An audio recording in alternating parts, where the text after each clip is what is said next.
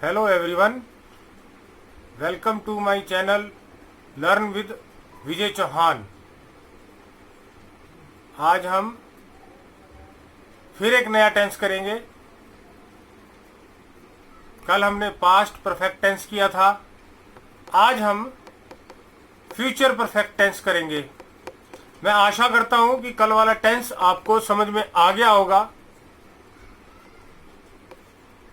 अगर नहीं आया तो आप पूछ लेना व्हाट्सएप पे।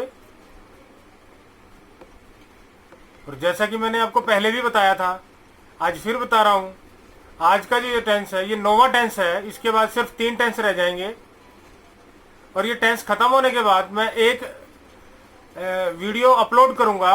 उसमें 12 की 12 टेंसेस को एक चार्ट द्वारा बड़ी सिंपल और आसान तरीके से बताया जाएगा। पीछे आपने चाहे रिवीजन की है या नहीं की है, लेकिन वो वाले वीडियो से आप एक ही बार में और बड़े कम समय में सारे की सारे 12 की 12 टेंस सीख जाएंगे। इसके अलावा कुछ स्टूडेंट कह रहे हैं कि भाई हमारा इंग्लिश मीडियम है, आप हिंदी भी बोलते हो बीच बीच में, तो उनके लिए एक कंप्लीट इंग्लिश मीडियम में अलग से वीडियो में अपलोड करूंगा। उसमें सारी पूरे वीडियो में इंग्लिश ही बोली जाएगी, इंग्लिश में ही सिखाया जाएगा। उससे इंग्लिश मीडियम वाले स्टूडेंट्स को काफी फायदा होगा। इस चैनल को लाइक और सब्सक्राइब जरूर करिए ताकि आपको लेटेस्ट वीडियो मिलते रहें। आपके घर में छोटे भाई होंगे, बहन होगा, बच्चे होंगे, या आप खुद भी हो सकते हैं, चाहे 10वीं के हो, 12वीं के हो, किसी भी क्लास के हो, बीए के हो, आपको सभी विषयों के वीडियो आपको मिलते रहेंगे जो आपके बड़े काम आएंगे। चलिए शुरू करते हैं आज का tense, future perfect tense. My channel learn with Vijay Chauhan.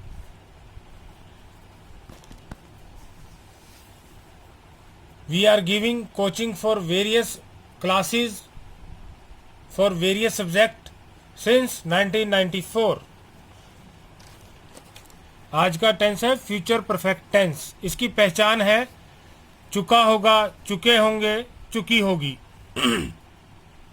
या आ होगा, ए होगी, ए होंगे, ई होगी इत्यादि। जैसे कि मोहन खाना खा चुका होगा, बच्चे क्रिकेट खेल चुके होंगे, सीता गाना गा चुकी होगी, या वो घर चला गया होगा तो उसके अंत में आ आया।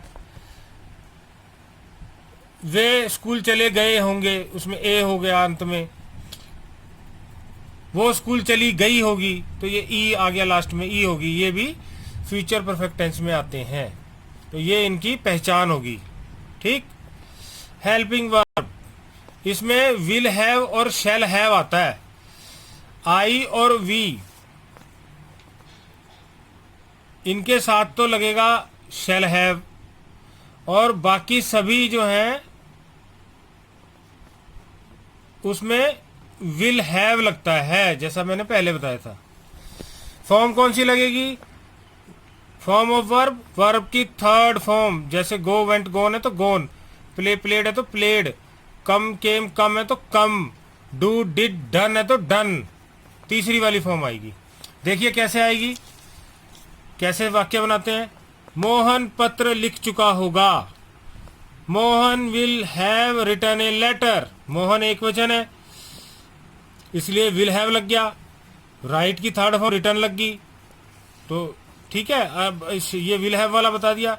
अब ये शैल हैव वाला अगर हमने देखना हो तो, हम जयपुर पहुंच चुके होंगे, हम वी आ गया तो आई और वी इनके साथ मैंने आपको बता रखा है, उनके साथ शैल हैव लगता है, तो वी शैल हैव, यहाँ शैल हैव आएगा। We shall have reached Jaipur, we shall have reached Jaipur. Okay. अब इंटेरोगेटिव सेंटेंसेस, आप मेरी जो मैं बोल रहा हूं उसको बड़े ध्यान से सुनिए। क्योंकि अभी मैंने डिजिटल वीडियो नहीं बनाए, इसलिए ये कागज पे आपको सिखा रहा हूँ, तो मैं बोलने में ही सारी बात कवर कर देता हूँ। तो मेरे शब्दों को ध्यान से सुनिए, फिर चाहे देखो या ना देखो कोई मायने नहीं रखता। इंटेरोगेटिव में आपने विल और शैल वाक्य से पहले लगाना है, प्रश्नवाचक में। ठीक, देखिए अब ये जैसे ये बनाया था मोहन पत्र लिख चुका होगा, अब ये है क्या मोहन पत्र लिख चुका होगा। हमने इसमें विल को पहले लगा देना है बस। मोहन ऐसे की ऐसे, हैव भी ऐसे की ऐसे, रिटर्न भी ऐसे की ऐसे, ए लेटर भी ऐसे की ऐसे ही। तो क्या बना, will Mohan have written a letter. और इसमें क्या बनेगा, कुछ नहीं, बस ये वी इधर ही रहेगा, ये शैल उठा के शुरू में लिख दो, shall we have reached Jaipur. Okay, अब नहीं वाले वाक्य, नेगेटिव सेंटेंसेस, इसमें will not have, shall not have का प्रयोग होगा। क्या होगा, shall not have, will not have, I और वी के साथ तो शैल नॉट हैव, और बाकी सभी जितने भी हैं उनके साथ विल नॉट हैव।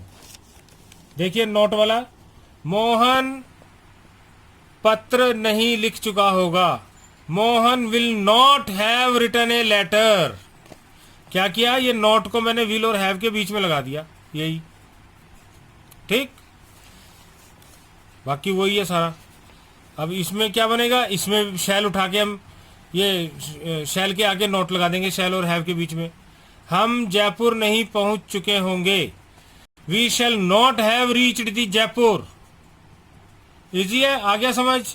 तो चलिए कुछ प्रैक्टिस के लिए आपको मैं दे रहा हूं। सूरज घर आ गया होगा, ये ऐसे भी बोल सकते हैं सूरज घर आ चुका होगा, लेकिन साधारण जब हम बोलते हैं आ गया होगा ऐसे बोलते हैं, इसलिए मैंने ये ऐसे बनाया। तो इसके लिए कीवर्ड क्या होगा, ये आंसर मैंने आपके लिए ये लिख रखे हैं, हल्का हिंट है ये, आंसर तो खैर क्या है।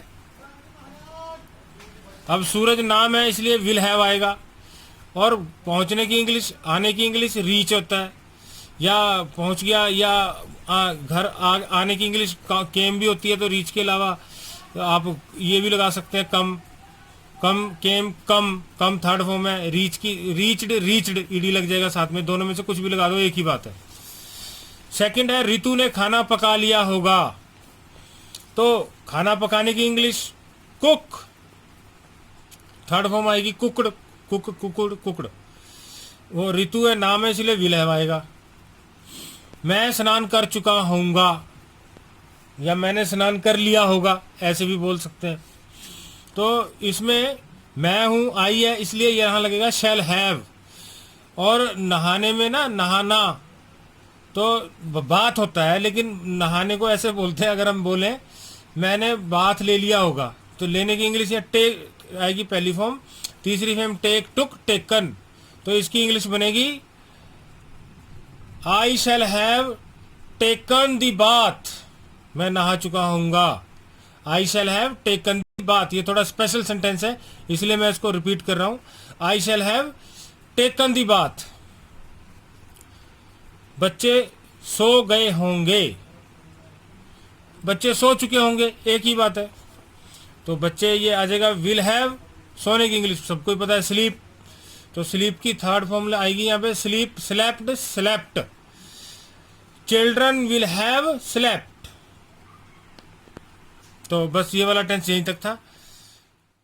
तो आपको आज का टेंस, फ्यूचर परफेक्ट टेंस समझ में आ गया होगा। मैंने कुछ प्रैक्टिस के लिए एग्जाम्पल मैं डेली देता हूँ, कुछ उदाहरण देता हूँ, उसको हिंदी के सेंटेंस आपको देता हूँ, साथ में उसके हिंट भी देता हूँ कि हेल्पिंग वर्ब कौन सी आएगी और वर्ब की फॉर्म कौन सी आएगी, मीनिंग उसको बता देता हूँ। तो आप उसको करिए, प्रैक्टिस करिए। व्हाट्सएप पे आप उसको वॉइस मैसेज बना के मुझे भेजिए, हम उसको चेक करेंगे, फिर आपको बताएंगे अगर कोई गलती हुई तो।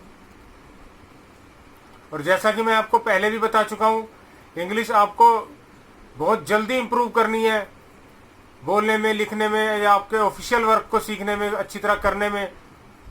तो उसके कुछ छोटे मोटे स्टेप्स मैंने बताए थे। उसमें से पहला स्टेप, इंग्लिश में न्यूज़ जरूर टीवी पर सुननी है। 10 मिनट सुनो, 15 मिनट सुनो, जितना आपको इजीली अवेलेबल हो टाइम।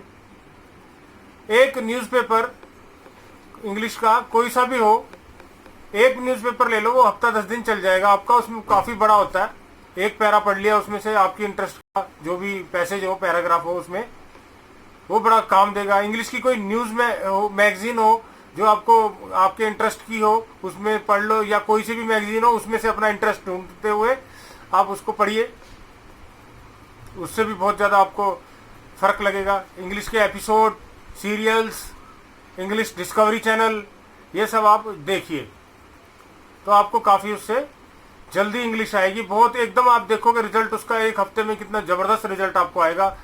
हजारों लाखों वर्ड मीनिंग आपके दिमाग में आपके आ जाएंगे। कल हम प्रेजेंट परफेक्ट कंटिन्यूअस टेंस करेंगे, इसके बाद सिर्फ 2 टेंस ही रह जाएंगे। Okay then, good bye.